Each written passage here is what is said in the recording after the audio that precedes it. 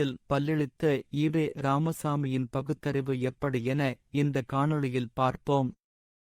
EV Ramasamy சொன்னது இயேசுநாதர் ஒரு கன்னத்தில் அறைந்தால் மறு கன்னத்தைக் காட்டு மேல் வேட்டியைக் கேட்டால் இடுப்பு வேட்டியையும் அவிழ்த்துக் கொடுத்து விடு என்றார் என்று கூறுவதெல்லாம் நடப்புக்குப் பொருந்துமா என்ற கிறித்துவனாவது இப்படி நடக்கிறானா? இப்படி நடக்கத்தான் முடியுமா? இப்படி மேல் வேட்டியை கிறித்துவர்கள் அவிழ்த்துக் கொடுப்பதாக இருந்தால் அவர்கள் எல்லாம் அம்மணமாக அல்லவா இருக்க வேண்டும்? ஒரு கன்னத்தில் அறைந்தவர்களுக்கு மறு கன்னத்தைக் காட்டுவதாக இருந்தால் அவர்களுக்கு எல்லாம் பல் இருக்குமா? இம்மாதிரியான வரட்டுத் தத்துவம் எல்லாம் எந்தக் காரியத்துக்காவது உதவுமா? நவம்பர் 10, 2021 நாள் விடுதலை.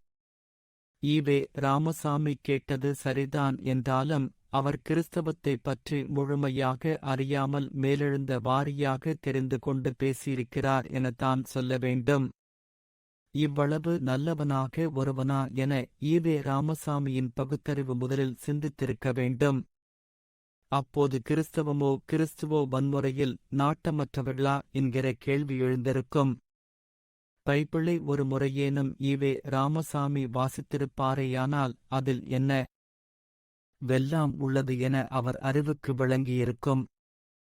ஒரு கன்னத்தில் அடித்தால் மறு கன்னத்தைக் காட்டு என்பதெல்லாம் சுத்தப்பித்தலாட்டம் என்பது விளங்கியிருக்கும். குரான் தமிழில் மொழிபெயர்க்கப்பட்டு 85 ஆண்டுகள் அளவே ஆகிறது. அதனால் அது பற்றி முழுமையாக தெரிய ஈவே ராமசாமிக்கு வாய்ப்பே இல்லை.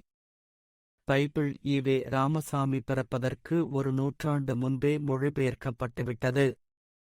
காசு கொடுத்து வாங்கக்கூட தேவையில்லை. கிறிஸ்தவர்களே இலவசமாகவே கொடுக்கிறார்கள். ஈவே ராமசாமி ஒன்றை வாங்கி படித்து இருக்கலாம். இந்து மதத்தை முழுமையாக வாசித்து தெரிந்து கொண்டு விமர்சித்த அளவுக்கு பிற மதங்களின் யோக்கியதைகளை அறிந்து கொண்டு பேச வேண்டுமென ஈவே ராமசாமி துளியும் நினைக்கவில்லை. பகுத்தறிவாதி என்பதையே மறந்து நுனிப்புல் மேய்ந்திருக்கிறார் எனத்தான் சொல்ல வேண்டும். உதாரணத்திற்கு ஈவே ராமசாமி பகுத்தறிவாதியாக இருந்து கொண்டு நாம் குறிப்பிடப் போகும் வன்முறையை தூண்டும் பைபிள் வாசகங்களை அறிந்து கொள்ளாமல் பாமர கிறிஸ்தவனைப் போலே இயேசு ஒரு கன்னத்தில் அறைந்தால் மறு கன்னத்தைக் காட்டச் சொன்னார் என கூறிக்கொண்டு இருந்ததிலிருந்தே உலக மதங்கள் குறித்த அறிவில் ஈவே ராமசாமிக்கு இருந்த தெளிவின்மைதான் புலப்படுகிறது. பரிசுத்த வேதாகமத்தில் இயேசு கூறியது என கூறப்பட்டுள்ளவற்றை பார்ப்போம். மத்தேயு 10:34-37. 34 பூமியில் சமாதானத்தை உண்டாக்க வந்தேன் என்று நினைக்காதீர்கள், சமாதானத்தை அல்ல பிரிவினையையே உண்டாக்க வந்தேன். 35 அப்பாவுக்கு விரோதமாக மகனையும் அம்மாவுக்கு விரோதமாக மகளையும் மாமியாருக்கு விரோதமாக மருமகளையும் பிரிக்க வந்தேன். 36 சொல்லப்போனால் ஒருவருக்கு அவருடைய குடும்பத்தாரே எதிரிகளாக இருப்பார்கள். 37 என்னை விடவும் தன் தந்தையையும் தாயையும் அதிகம் நேசிக்கிறவன் என்னை பின்பற்றத்தக்கவனல்ல, என்னை விடவும் தன் மகனையும் மகளையும் அதிகம் நேசிக்கிறவன் என்னை பின்பற்றத்தக்கவனல்ல. 39 என்னை விடவும் தன் வாழ்வை அதிகம் நேசிக்கிறவன் மெய்யான வாழ்வை இழக்கிறான். எனக்காகத் தன் வாழ்வை அர்ப்பணிக்கிறவன் மெய்யான வாழ்வை அடைவான். இவையனைத்தும் இயேசு தனது சீடர்களை மதத்தைப் பரப்புவதற்காக அனுப்பும்போது கூறப்பட்ட வார்த்தைகள் அவை. ஒரு கன்னத்தில் அறைந்தால் மறு கன்னத்தைக் காட்டு என்று சொன்ன இயேசுவே மேற்கண்ட பிரிவினையை தூண்டும் வசனங்களை பேசினார் என்றால் ஒரு பகுத்தறிவாதியாக இருக்கக்கூடிய ஈவே ராமசாமி எதற்கு முக்கியத்துவம் தந்து பேசியிருக்க வேண்டும்? பூமியில் சமாதானத்தை உண்டாக்க வந்தேன் என்று நினைக்காதீர்கள். சமாதானத்தை அல்ல பிரிவினையையே உண்டாக்க வந்தேன் என்ற வசனமெல்லாம் தெரியவில்லை என்றால் ஈவே ராமசாமி என்ன பகுத்தறிவாதி? ஒரு மதத்தைப் பற்றி பேச வேண்டும், அந்த மதத்திடம் தம் பகுத்தறிவைக் காட்டியே தீர வேண்டும் என்கிற மாதிரியான அடங்காத ஆசை இருந்தால் அதனைப் பற்றி முழுமையாக தெரிந்து கொண்டு பேச வேண்டாமா?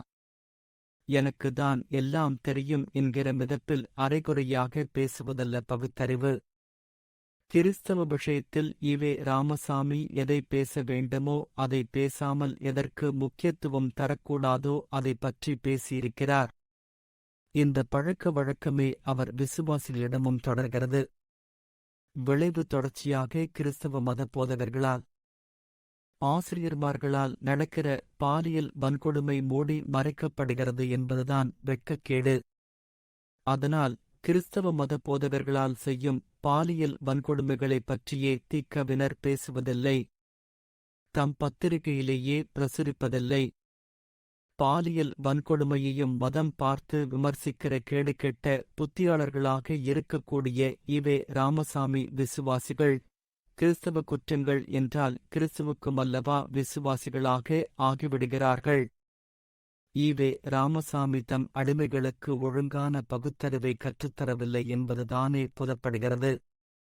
எப்படி இயேசு தம் விசுவாசிகள் தம் பெற்றோர்களின் மீது பற்றுதலாய் இருப்பதைவிட தனக்கு பற்றுதலாய் இருக்க வேண்டுமென விரும்பினாரோ அதனையேதான் ஈவே ராமசாமி விரும்பி, நான் சொல்வதை கேட்காமல் தன் அறிவு சொன்னபடி கேட்பவன் எனக்கு தொண்டனாக இருக்கவே லாயக்கில்லாதவன் என்றார்.